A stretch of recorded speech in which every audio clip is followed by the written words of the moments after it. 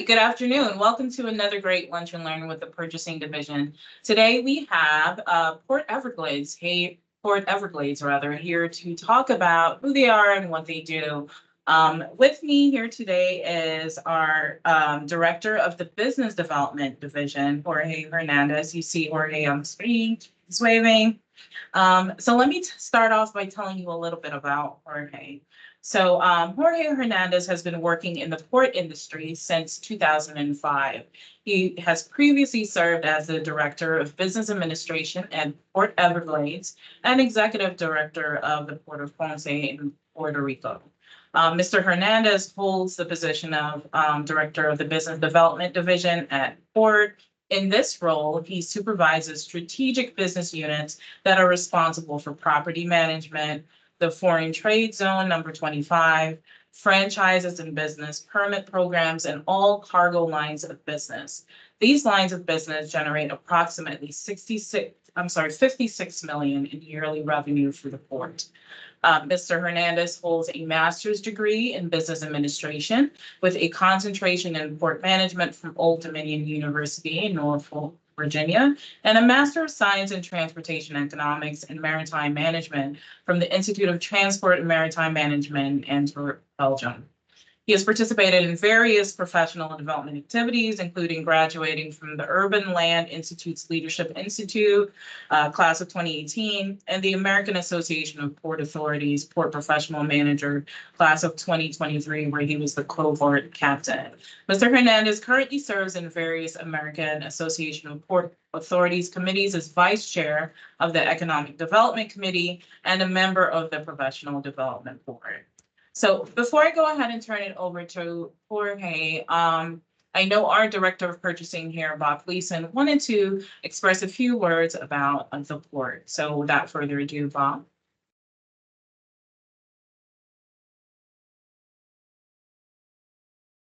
Good afternoon. Thank you, Alexa. Appreciate that very much. And Jorge, thank you for presenting for the port.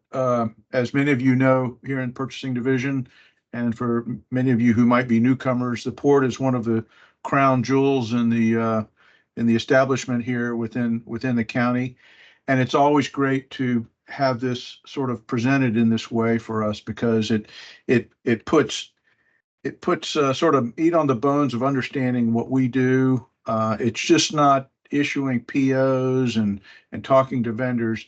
You're going to see the broad spectrum of the real world, real time actions and activities that are a result of much of the work that we do here within the Purchasing Division.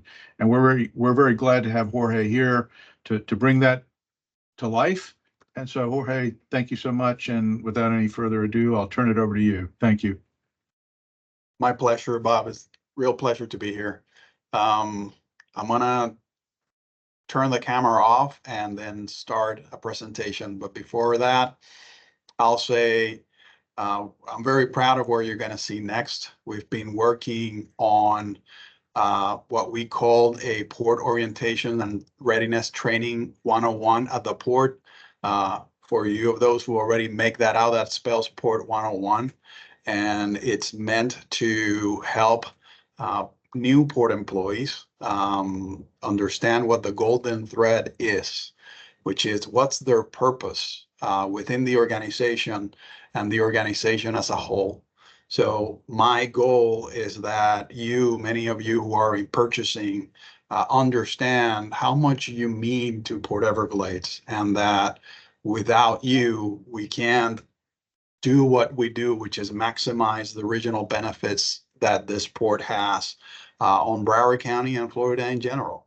So with that, this is us.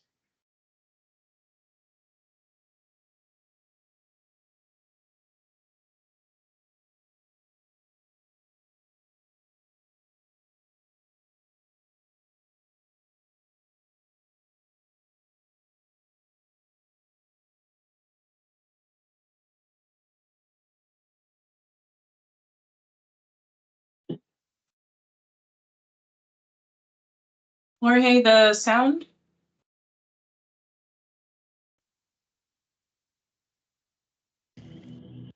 Sorry for the glitch.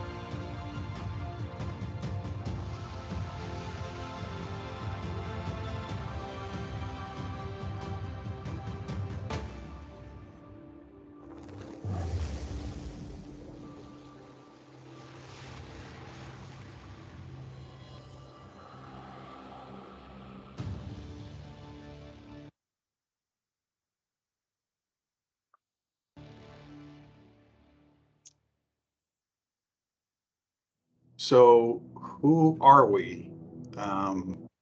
Well, we've shown you a glimpse of the activities that happen here at Port Everglades. That video originally came from some of the internal frustration that we had when people heard about Port Everglades, not familiar with what we did, and they said, you know, we love the animals. You must be so fun to look out your window and see, alligators and that kind of stuff. And we want to make sure that we started with that Port Everglades, it's an economic engine for Broward County. We are an enterprise fund, means that even though we are part of county government, our operations are 100% supported by the revenue that we bring in. In fiscal year 2022, that was almost 180 million. And our budget for fiscal year 2024, it's closer to 230 million. The port is located in 3 cities. Those are the city of Hollywood, Fort Lauderdale, and Dania Beach. Together, it comprises of about 1,200 acres. And all of the activity that you see happens within this place. I wanted to start with showcasing with you who are our clients, and by extension, your client. Port Everglades is a transportation hub, both for the tourism industry and for cargo. Cargo, we typically split into 2. That is what is called liquid bulk, which is liquids that come in large tankers. And it's mostly fuel products that literally fuel South Florida. These are some of the largest companies that have operations here in Port Everglades. 4 of these companies, Exxon, Chevron, Marathon, and Valero, are among the 10 largest oil companies in the world. Together, they have in revenue close to $700 billion a year. In cruise, we are the 3rd largest cruise port in the world. And these are the brands that we serve. Again, the largest cruise lines in the world and some of the most sophisticated luxury lines that the world has to offer. Royal Caribbean and Carnival, which names you don't see there, Carnival specifically, but there are brands that Carnival owns that are here, such as Princess Cruises. Probably the one that shines most brightly because it's both recent and it's a real proud moment is the introduction of Disney Cruise Line, who started sailing as a home port back in October and is already doing very, very well for the port. With time, this port has matured into offering high-level service to some of the high-end cruise lines that you see here. Those are perhaps some lesser-known names, but again, just market leader in what they do. Crystal, Cunard, the Ritz-Carlton Yacht Collection, Viking. I mean, these are small cruise lines that handle, sometimes just hundreds of passengers opposed to thousands of passengers, where people are paying premium prices over $1,000 per night to be able to sail on these ships. And again, they look into Port Everglades to be able to meet that passenger experience that they must deliver. And finally, as it regards to cargo, what does these 6 companies have in common? These 6 companies are the largest cargo container shipping lines in the world. Together, they have 73% market share of the world's top 30 largest container shipping companies, again, in the world. We are very proud of this portfolio of business partners that we have. And I need to stress the fact that they are business partners. They depend on us in order to meet their objectives, objectives that are private sector driven by private sector needs. And therefore, we need to be, we Port Everglades Department, and with your help, purchasing division, we need to be at the top of our game to be able to deliver on the needs of this company so that they can do what they do. And to put that into context, what they do comes back to us. It comes back to us in the way of economic development. In fiscal year 2023, the business activity occurring in Port Everglades generated $26.5 billion. Almost $1 billion of that was in state and local taxes, generating 10,000 and almost 11,000 direct jobs here at the port, $7.4 billion in wages, and supporting across Florida 193,000, give or take, jobs.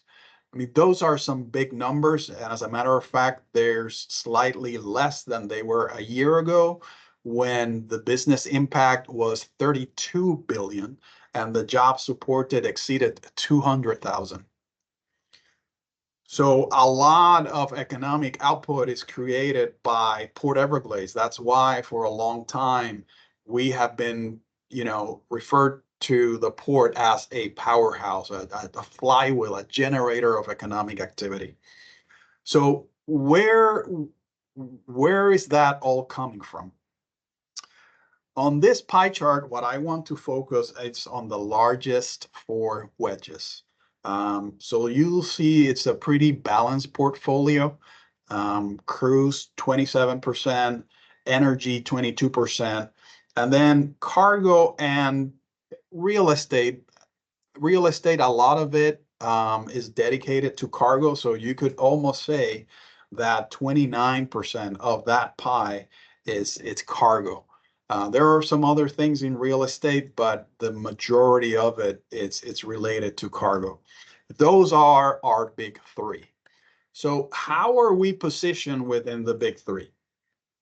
Well, let's start with energy.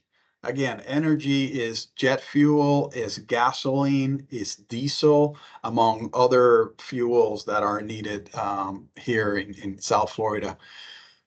We move a lot of fuel. Our clients do, right? 130 million barrels last year. That was 606 ships. So if you think about that, as 2 ships per year per day are coming into Port Everglades, bringing in fuel.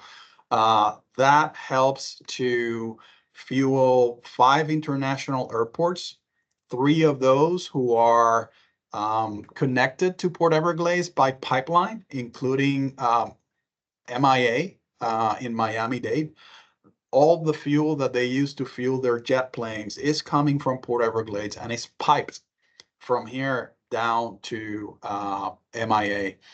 Altogether, we serve close to 12 counties, and I'll go into a little bit more in detail in a moment. Moving to cargo, we are the 14th largest container port in the United States. Number 1 in perishables. Perishables are things that go bad, food stuff, medicines, etc. Most of it, if not all of it, refrigerated. If you buy a Chiquita banana anywhere in South Florida, it came through Port Everglades. There's just no other way around it. We're the 3rd largest port in Florida, moving around 1 million TEUs. A TEU is a 20-foot equivalent unit, which is just a box. If you look at the little colored boxes in the slide, you'll see that it's full of rectangular boxes. Most of those boxes are 40 feet, but for the eagle's eye who are out there, you can identify a couple who are half size. And that's a TEU, which is the standard unit of measurement for container terminals. And then there's cruise. These are figures from last year. There were 3 million passengers that moved through here. We're fully recovered from the downturn of COVID, where there were 0 passengers move. And by the way, this was the first port in the United States to resume cruise operations after COVID. Our budget for fiscal year 24 is 4.2 million passengers in the year. Altogether, the Florida ports, Florida has the 3 largest cruise ports in the world. Miami, number 1, which is expected to do close to 8 million passengers next year. Port Canaveral, and then us with, again, expected 4.2 million. That is close to 70% market share, sorry, 60% market share of all of the world cruise passengers. They move right here, not, 45 miles from us. There is also a ferry service to the Bahamas operated by a Spanish company called Balearia. Okay, so what have I shown you so far? You've seen Port Everglades activity. I've shown you the economic impact that it has on Broward County and the region. I've told you about which are our main lines of business. What I want to share with you now is a little bit more about what the operation looks like, starting with energy.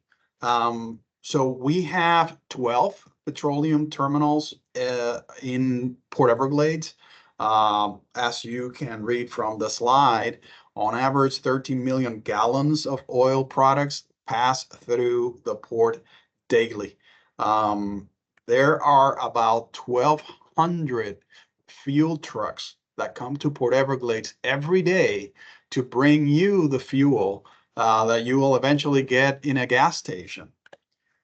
Here on this map, what it shows, it's what is called our hinterland market, which is our natural market.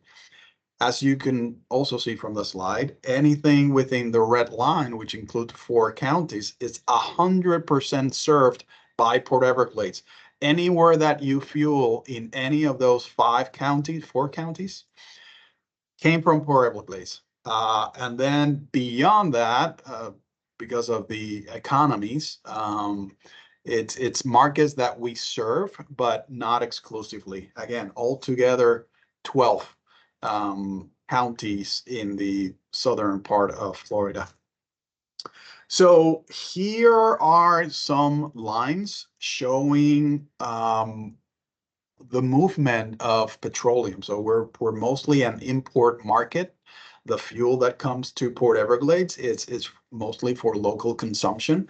And what the top graphic shows is where that stuff is coming from. So a lot of it is produced in Texas, ports like Corpus Christi and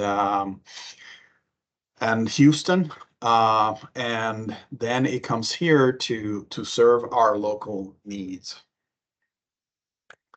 Bringing it back to your role, and I'll speak to this a little bit more later, but related to energy, one of our upcoming major projects is the widening of one of our slips. So a slip is a dock that is perpendicular to another dock. And this one, that indentation that you see there going from top to bottom, almost diagonally, it's a slip. You can see that there is a ship in there. It's technically a barge, but nobody's counting. And that slip has become too narrow for the types of ships that we're expecting.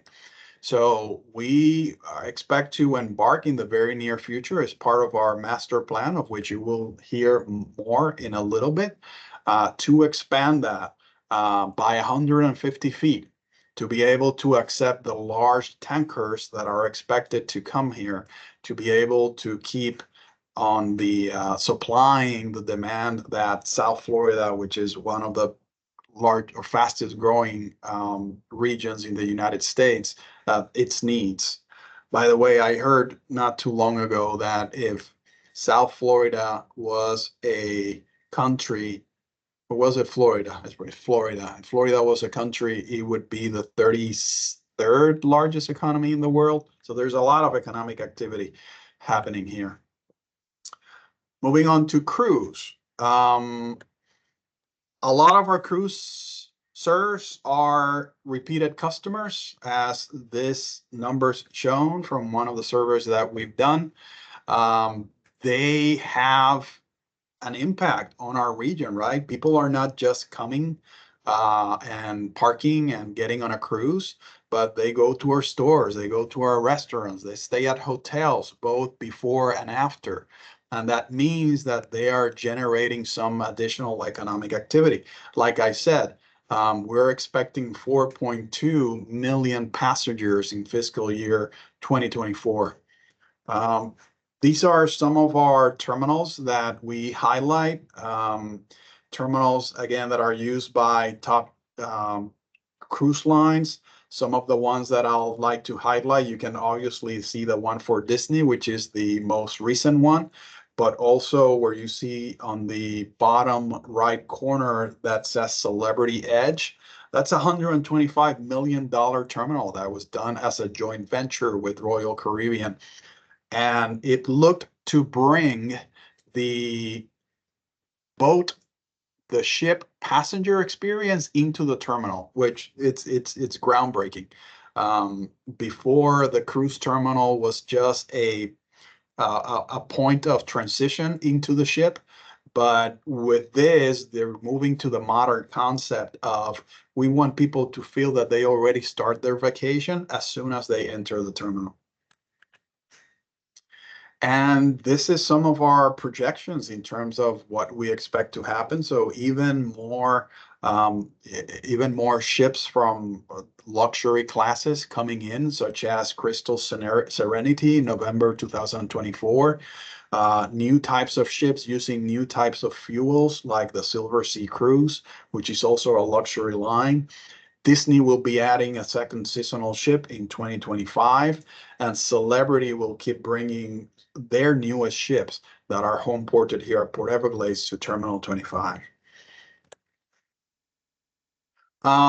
When it comes to cruise, we have a very large project. It's about $130 million, if I remember correctly, for adding what is called shore power.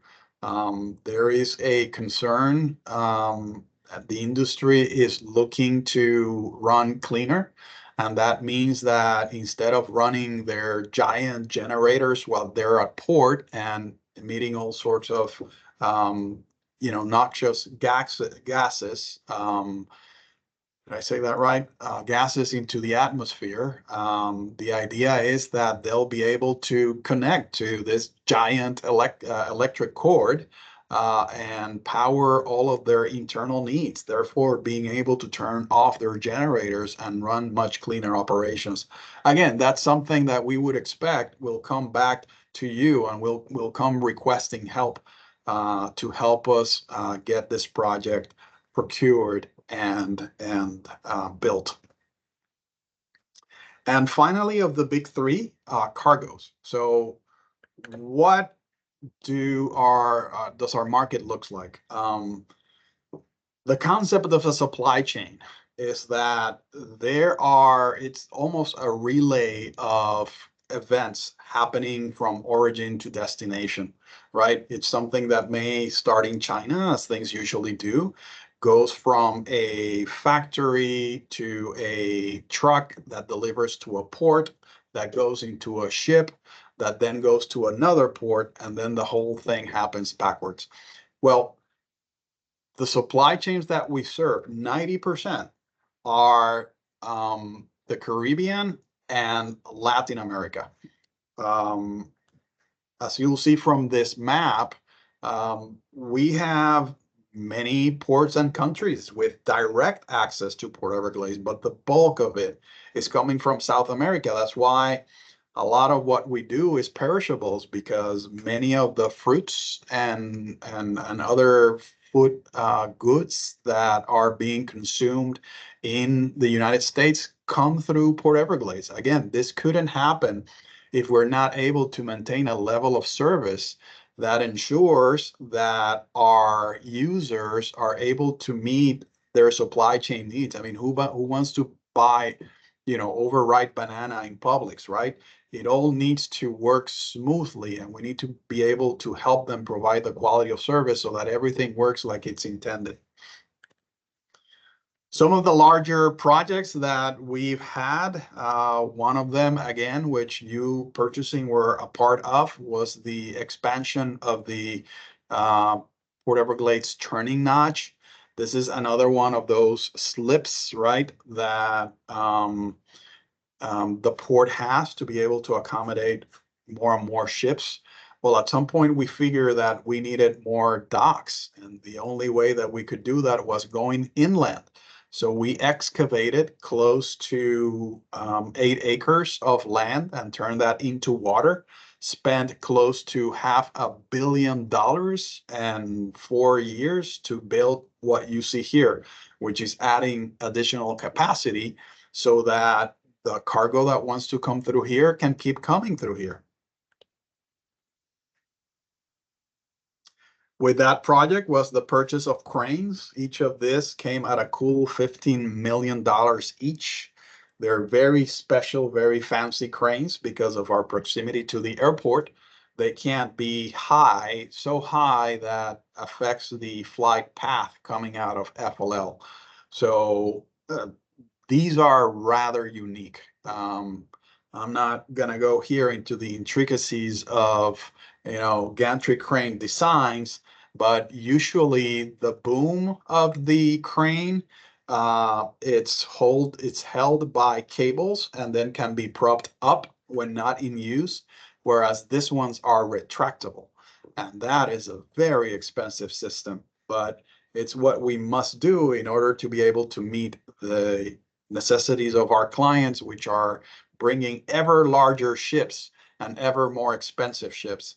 To give you an idea, a ship in port, a medium-sized ship in port, could spend close to $270 per day just being at berth. That's the expense of the capital cost of the ship, analyzed over the life of the ship, the employees, the fuel, and insurance, and a few other things. So they need to get here quickly as possible, and these cranes help us do that. We have 15 cranes currently at Port Everglades. And beyond containers, we do a few other things. Here you see some cars, BMWs that are being shipped out of Port Everglades. There are Hondas that are coming out of Port Everglades, and then GMs that are coming in from Mexico. So you can do the math of that, right? You have US brands being imported and foreign brands being exported, but that's just the world of supply chains. They look for that economic edge anywhere. And we are the yacht capital of the world. Fort Lauderdale is, and Port Everglades serves that market. I wanted to have this number at hand, but I didn't. I want to say that close to 70% of all the yachts that are brought into the United States in these types of ships happen in Port Everglades. 70%. It's a lot. It's a lot of yachts that are coming in through here, and that operation has been growing through the last few years. All right, so let's backtrack. What have you seen so far? You've seen what we do. You've seen the people that we serve. You see how important it is that we keep a high level of service. We've shown you some of our operations, both in terms of energy, in terms of crews, and in terms of cargo, and what that means in terms of economic impact. This next slide that I want to show you, it's probably the most complicated slide in here, but we've made an effort to try to convey with you which are our areas of responsibilities, right? Everything so far has been about Port Everglades, the port. Now I want to talk about Port Everglades Department, the Broward County Department that is responsible for specific things within Port Everglades, the port. And this graph should do a neat job in be able to explain that. So as you can see that there's two different color there. The lighter green is Port County responsibilities, and then the teal color I'll call is private sector responsibility. And I've further organized these by water side and land side. So here is the general takeaway from this slide. When it comes to the water side, meaning the docks and what happens when the ship comes in, that is mostly handled by Port Everglades, both ownership, the design, the construction, the financing, the maintenance, and the operations. The operations can be mixed, and that's why you see that there is a private sector responsibility shoved in there as well. Then on the land side, it really depends on the business line. For cruise, we own the terminals, we own the land. But then the cruise handles its own operation. Oh, by the way, we own the parking as well and all of the parking equipment. On cargo is mostly private sector responsibility, and on energy is fully private sector responsibility.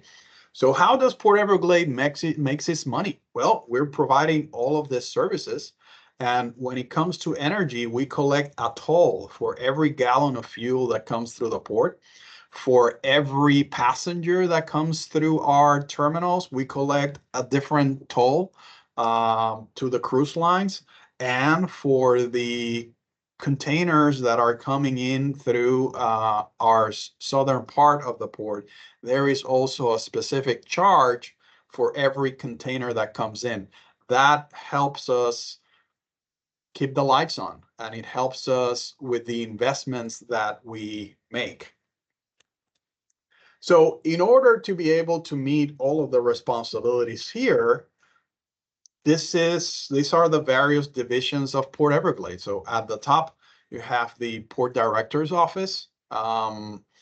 And then there are various divisions which shouldn't be unfamiliar, right? To anybody that has seen an org chart for a private entity before.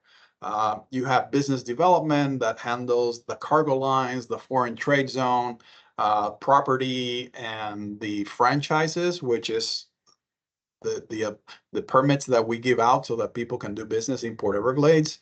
There is an Office of External Affairs, which handles the promotion of the port and all of the promotional material and events that we handle, etc. Facility maintenance, of course, is taking care of, as the name implies, our facilities and making sure that all of those things from the table stakes, like making sure that there are, the fenders are working, that the lights turn on so that people can have safe night operations, to things such as the terminal being clean, which again, it can't be done with the work that you are doing in purchasing. If we don't have things as simple as soap and paper, if that's not coming in, we can't clean the terminal effectively. And then Disney's gonna call us and say, you know what, maybe I made a mistake being here at Port Everglades. And we just can't have that. There's just too much at risk. Finance, of course, handles the money and our budget. Operations is in charge of the cranes and the line handlers, which are the people that helped dock the ship or tie the ship to the dock. And then there's Seaport Engineering, which is also a critical piece because they help design and build the port of the future. So in order to meet many of our responsibilities, we have a very strict process of ensuring that we're listening to people. We're listening to our clients, again, many market leaders, and are able to provide them with their needs, whether that's to maximize the passenger experience or to meet the needs of the supply chain. Some people want it cheaper, some people want it faster, some people want to lower their carbon footprint, some people just need their cargo to come in reliably. Some people are trying to mitigate the risk of transportation. That's what you help us do by being able to build the port of the future, by supplying it with the things that we need to provide our services. Our clients are able to deliver on those service attributes that people are looking for, which is what adds the competitiveness of the region and generates those economic benefits. To put it into context, our 20-year master vision plan update estimated $6 billion worth of projects, public infrastructure projects over the course of those 20 years. And I just want to leave you with a few slides about what that looks like. This is just a preview of the projects that you will expect to see at some point within that time window that we will need help with to deliver to the market in an effective and an efficient way in order to be able, again, to provide the needs of our customers.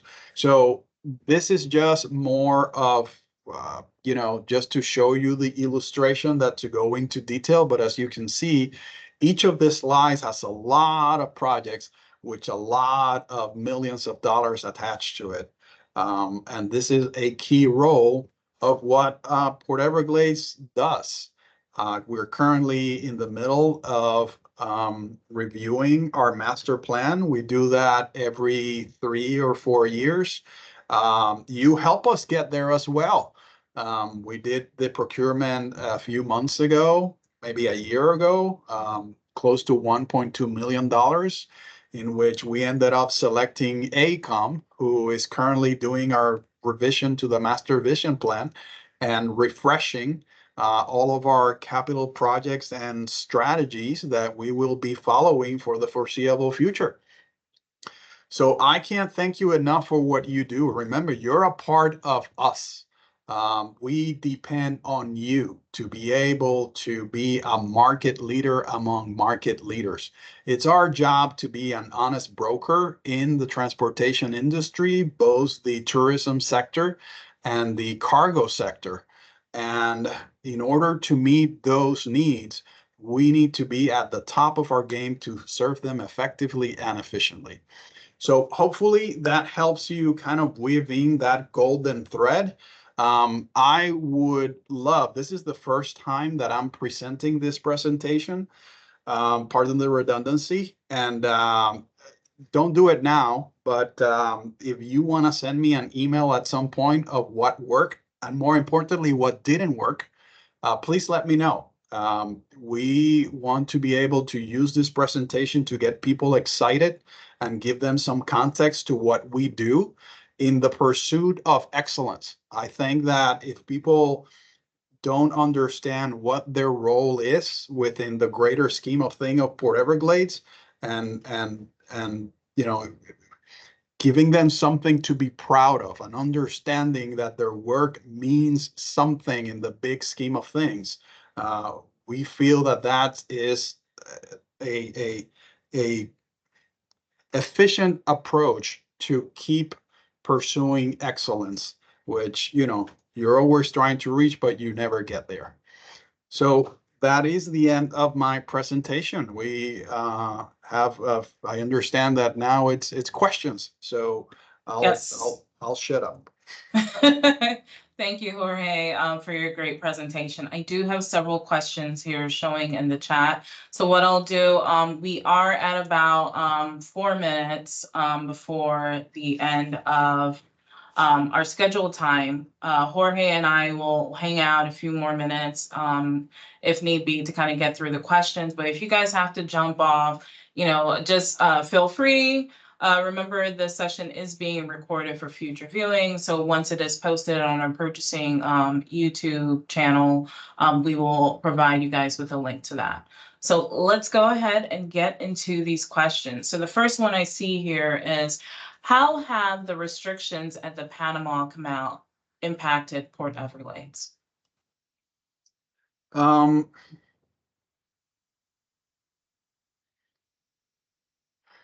Very little.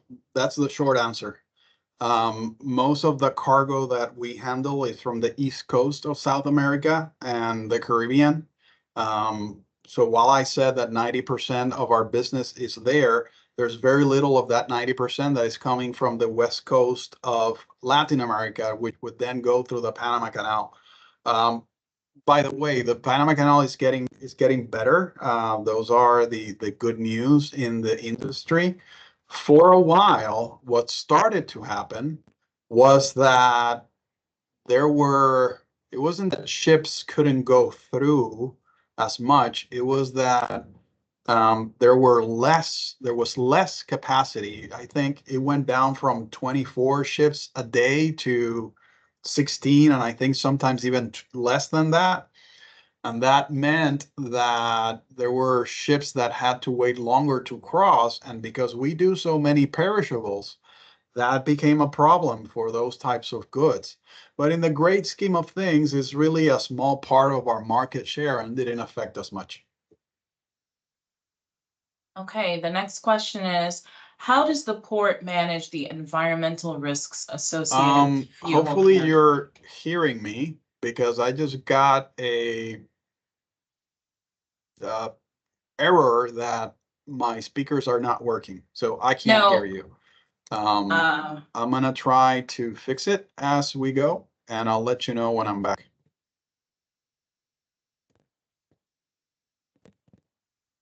All right, so I found a second set of speakers and I should be able to hear you now. okay, can you hear me, Jorge? Yes, I Okay, can. great. All right, so the next question is, how does the port manage the environmental risks associated with fuel handling? What safety protocols are in place? So I'm not an expert, but this is a regulated industry. So they have to meet all sorts of requirements from the federal agencies that regulate it. So let me give you an example. I visited a terminal, one of our terminals, and one of the things that they were able to show is a containment unit. So their whole terminal, their whole tanks, which are probably 100 tanks here at Port Everglades, they have this walls around them, which are able to work as a secondary containment unit in case that there is some sort of leakage or rupture.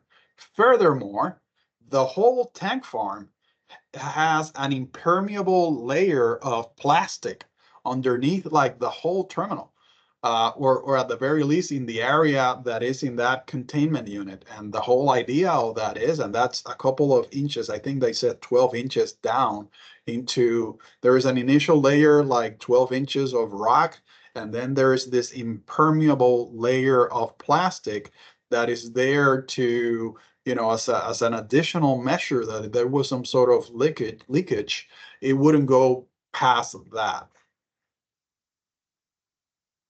Okay. The next question is, how has the port recovered from the 2020 COVID pandemic? Has the pandemic offered new protocols and procedures that are not seen at the port? So I'll answer the question from the commercial perspective, and I'm afraid it's going to be perhaps a bit of a longer answer. I'll try to keep it as short as possible, because you have to look at it in terms of industry. When it came to energy, what happened? Well, people start to buy a bunch of stuff. They were at their homes and they were making home improvements and so on and so forth. So now you needed to have all of this stuff delivered. So that means that very quickly, 5 months into the pandemic, we had a highest, demand of fuel that I think it was the second highest year in the history of the port. And we saw that as a result of the pandemic. The same thing happened with cargo. There was an initial, lull of people looking around to see, okay, what's going to happen now? And all of a sudden, people started to relate to depend more on Amazon, and we had a huge boost of cargo. In fact, on that year, we broke the record of the number, or actually the second highest year also of containers that we received. And I think we broke the record of 5 individual months in our 90-year history. So that was cargo. And then, of course, with cruise, it was a different story. With cruise, there was the no sail order that came out, I think, March 14, 2020. And, you know, the CDC said there's zero cruise going forward. We have a diversified portfolio, as you've seen. So that meant that wiped out about 40% of our revenues. It wiped out 85% of Port Canaveral's revenue. So we were able to keep the lights on. We didn't have to reduce hours. We didn't have to, you know, lay anybody off. But cruise is back stronger than ever. Before the pandemic, we were doing 3.6 million, and now we're projecting 4.2. All right, next question is, what are some of the measures implemented to prepare for the hurricane season? So the agency, the federal agency that regulates ports in the United States is the U.S. Coast Guard. And in Florida specifically, anywhere in the United States, but with us specifically, the Coast Guard has an annual program that goes into effect before the start of hurricane season.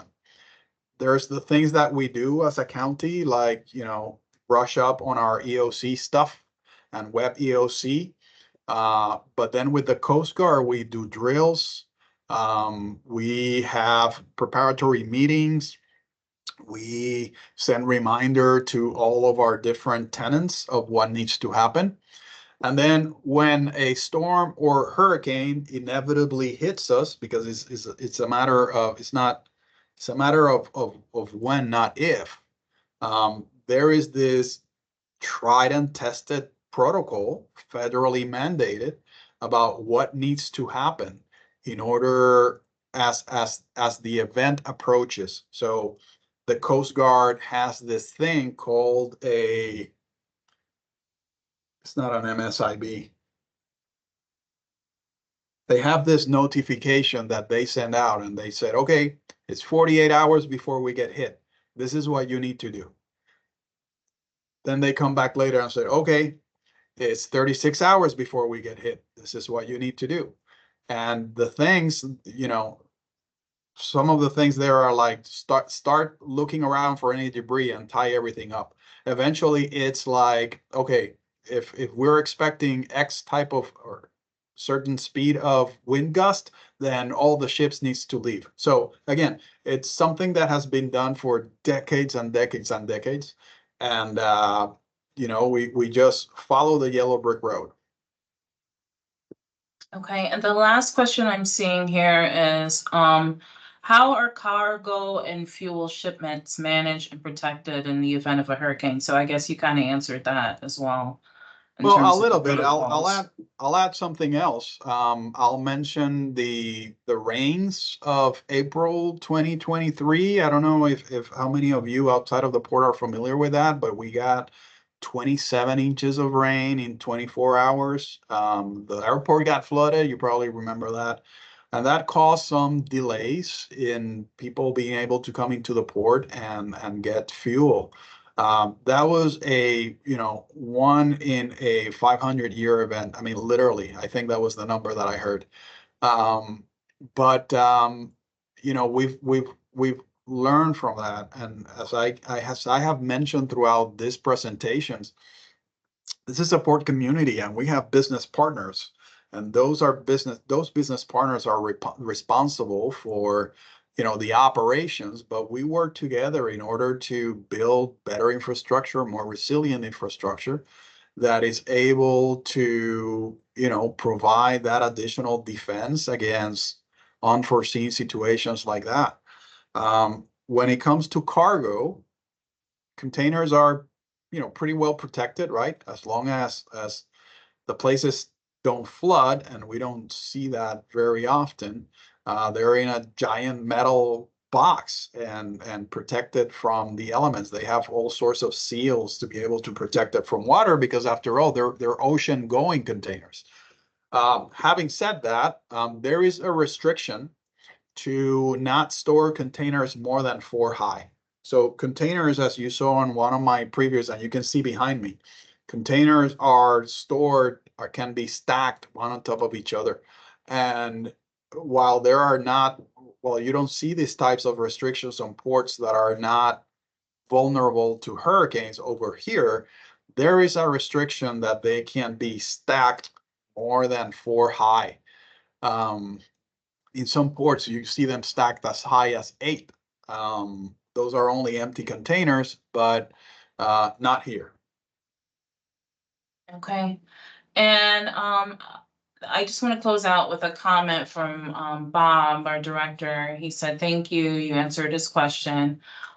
He was going to ask what areas or are there any specific goods and services we can in procurement do or do better to help the port with its needs? Are there any gaps or opportunities on the horizon? But he said you covered it. So thank you for providing us with that information.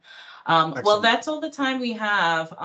You see the contact information there. If you guys have any additional questions for Jorge, you can reach out to Jorge or you can send an email to purchasingtraining@broward.org, and then we will definitely connect those questions or that feedback on today's Lunch and Learn with him at that time. But Jorge, thank you for taking the time out to give such a great presentation. We learned a lot about the port. And as I said to you guys before, today's session is recorded for future viewing. So once it is ready and available and posted to our Lunch and Learn playlist, we will forward that information to everyone. Thank you guys so much for attending another great Lunch and Learn, and enjoy the rest of your afternoon.